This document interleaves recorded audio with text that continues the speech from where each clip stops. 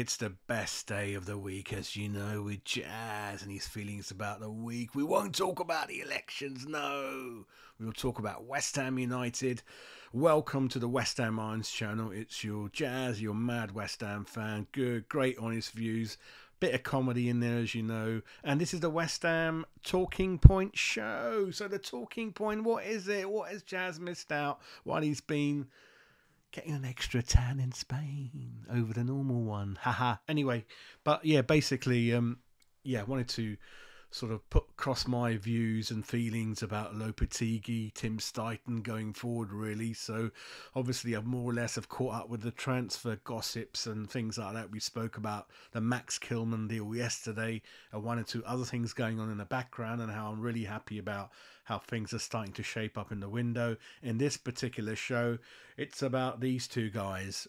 I've watched all the press conferences that have been out there last week or so, and it's been very interesting. As you know, I love watching press conferences. You get a feeling about the chemistry between the people, the mindset of the person, how they're feeling. Are they down in the dumps? Are they getting rattled by the questions? Are they speaking a load of shit? Are they honest? What are they really? And for me, if we start off with Tim Steidten and Lopetegui and some of the camera video footage over the training ground when Lopetegui came in, I saw a relaxed Lopetegui, quite a personality, quite a tall chap, comes into a room and you kind of know he's there really, and a type of a guy I think that earns respect, but also knows how to have a laugh. So with especially one or two players, he kind of was that comfortable with Tim Steidten. He put his arm around him a couple of times at the training ground video. So that's kind of good camaraderie, which I never saw with David Moyes. Right, Moyes, he was very, very serious, workaholic. Don't know if he liked to have a laugh. Was just so serious all the time, really. Whereas with hopefully Lopetegui's got a bit more about him, you know, a bit of seriousness. Of course we need that. Of course we need knowledge. But at the same time, especially the way I work in my personal life, you need to have a laugh. You need to relax the team you work with. That kind of thing, really. And that's kind of what I saw. And in the press conference, a lot of things came out, which we're going to talk about, really. One of the questions was obviously about the style. I mean, to the manager, Lopetegui, what is your style? Some of the people in there, really. And he said that there is a style I like to play, will always be there in every single game, but what I like to do is tweak it according to the opposition we play, which was good to hear. So there always will be a style that he's associated with. Of course he wants to win. Of course he wants to play good football, but he didn't commit to expansive football, which I'm okay with, because you look at Zerbia Brighton, that's expansive, but it's stupid football. It's naive football. Even Spurs sometimes, who I really respected last season, but when you look back, it was really stupid the way Tottenham were attacking, the way Brighton were attacking, just gung-ho, a bit like Pellegrini, keep the door open. That's stupidity. That is stupidity. You do need a bit of sense in there. Of course you want to play good football, but you do want to win more often than not. So I like that. He said, I've got a style. He didn't commit to playing silly, expensive football, but he said, I do like to tweak it according to the opposition we play. And that's great to hear, really. And he kept on mentioning the word passion in the ground, the training ground, when he met the staff, he met some of the youth players. He was kind of, passion came across. Education came across for the youngsters when they explained at Chadwell Heath they've got rooms for education, the kids do, and he said very important, very important. He speaks 4 languages, which is very impressive. And why I'm coming onto that is they asked Tim Steidten a bit about why did you pick him, and it's a bit embarrassing questions like that. Why did you pick Lopetegui? Lopetegui already explained that. I came here with Sevilla. I love the atmosphere. I think it's a project. I think there's potential there. He spoke like a fan. He didn't downtrodden the club like Moyes, saying, what do we want? What more do we want? Lopetegui is speaking like a fan, saying, I can see how big the club is. I can see the history. I get it. I can see the potential. Exactly what we want to hear. Positivity, right? But he said, listen, a lot of work, a lot of hard work is involved. I'm not going to go out there and promise the world, but I will work hard. I will make sure the team is passionate, is committed, and it goes out there and does well. So lots of good things to hear. The funny thing was when Tim Steidten was showing him pictures of Bobby Moore in and around some of the buildings, and Tim Steidten and Mark Noble were like, yeah, Bobby Moore, 1966 World Cup, and Lopetegui said, what year was that? I was born in 1966. That's a great response from Lopetegui there. There's a bit of comedy in there, really. But I think there was a nice, relaxed relationship, and they both clearly know their role, and they're both working together. They communicate non-stop. And going back to that word communication and communicate, Tim Steidten, because accidentally, when you don't want to tell the truth, it comes out. Like I mentioned to you many, many times, the truth will come out. It's not easy to lie unless you're, yeah, some certain type of person, really. And they asked Steidten, what were you looking for in a manager when you were looking, you know, for all the clients and potential people you interviewed? And he mentioned two things, and I think that's what David Moyes wasn't. Indirectly, that's obvious. And he said, first thing is communication. We wanted a manager that's able to communicate with the players clearly and concisely in a regular way, and that means the whole squad, really, right? And there you go. David Moyes, I kept telling you guys, he's not a good communicator. He kind of doesn't talk to half the team that are not in the first team. Any players out of form, any players injured, any players on the bench, he don't want to talk to them. He'll never put his arm around them. And I saw Lopetegui go around even yesterday, give Danny Ings a cuddle. I never saw any of that from David Moyes. I only saw him cuddle Lingard and a little bit of a banter with Declan Rice. That's about it. You couldn't get anything out of the guy, right?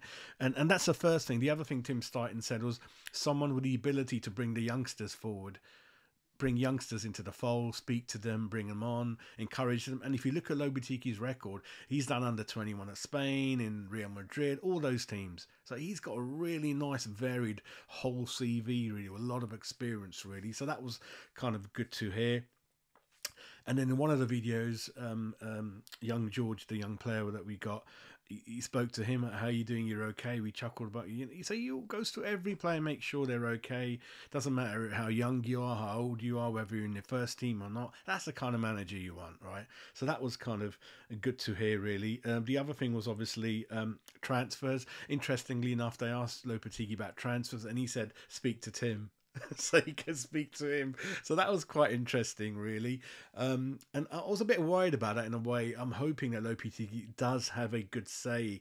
I don't want that completely Watford model where the manager's not even spoken to and players just turn up. I think that's a bit too away from what we want to be. Moyes was in one direction. This will be going too much in the other direction. We need to kind of sit in the middle somewhere. But I think my kind of worries were kind of okay in the end, because then obviously Max Kilman's more or less coming to West Ham. That's Lopetegui's player. It's obvious, you know, his previous captain. We need a captain. So it's going to be a nice mix of that.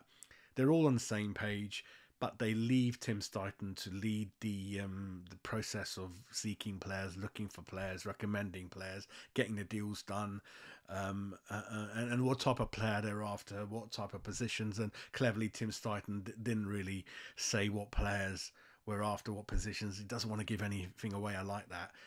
But it looks like they've got good kind of communication, good kind of team. And it goes back to Arsene Wenger and David Dein. They were so important in what happened with Arsenal back in those, when they're winning title after title, really. So like I said, it's all about the three important people: the owner, Tim Steidten, Lopetegui, all being on the same page, same vehicle, going straight on the road, no bumpy rides. That's what you want. Whereas before, I'm going in three different directions. David Moyes banning Tim Steidten from the training ground, don't want to sign any players, dilling and dallying, fucking about, pissing the managers off, pissing the fans off, pissing everyone. We don't want to do that. That's all gone to the back of the thing, really. And the funny thing was, someone asked him about signing a striker, Tim Steidten, and he just started to laugh because he knows it was a joke. And he's like, yeah, we are looking for a striker, but I don't want to commit to sort of what type of person we're after, a young age. And then there's an interesting question about, are you serious about buying from the Premiership? And obviously with Max Kilman, they proved it. And Tim Steidten said, we're a Premiership team. We're based in the UK. It's a home market. Of course we're going to look in there, but we're going to look everywhere.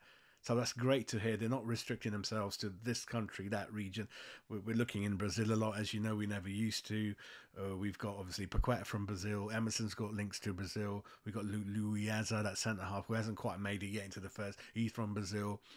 And that was really, really good to hear. So I think I'm quite happy with what I heard. It's a happy back room. It's a happy club, I think, slowly but surely. And we've started off in a real good way, and obviously Lopetegui understands. And I applaud the board for getting him in really, really early, doing those interviews in May. Oh yes, it wasn't nice while David Moyes was in charge, but listen, it had to be done because we wanted a new manager in as soon as possible, as soon as David Moyes left. And now we can see in the very early days of the transfer window, we've signed 1 or 2 players. We're about to get number 3. We've put bids in for 4. We're looking at swap deals with Downs and Walker-Peters.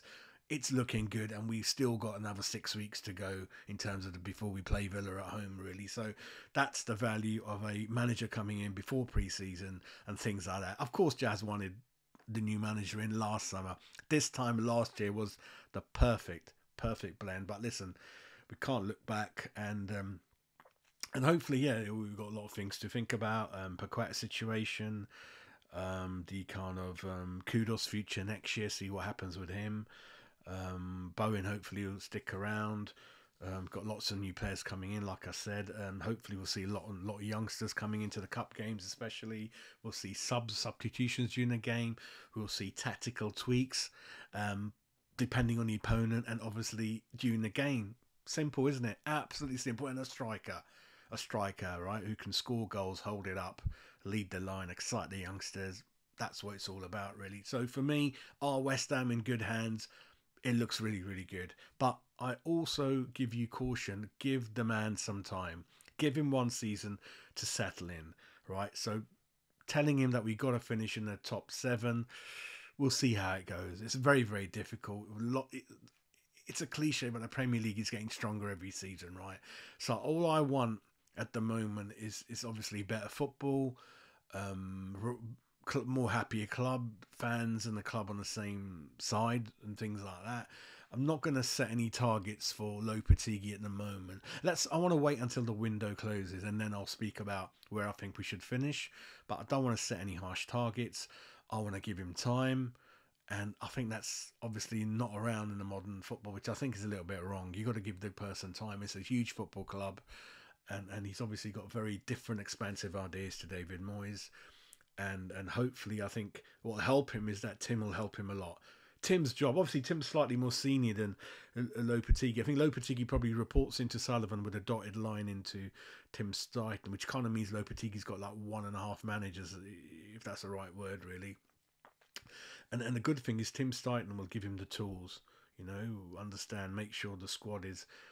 We fill our quota, that we don't end up with 2-3 goalkeepers on the bench, that kind of thing, really. So yeah, are they a dream team? Too early to say.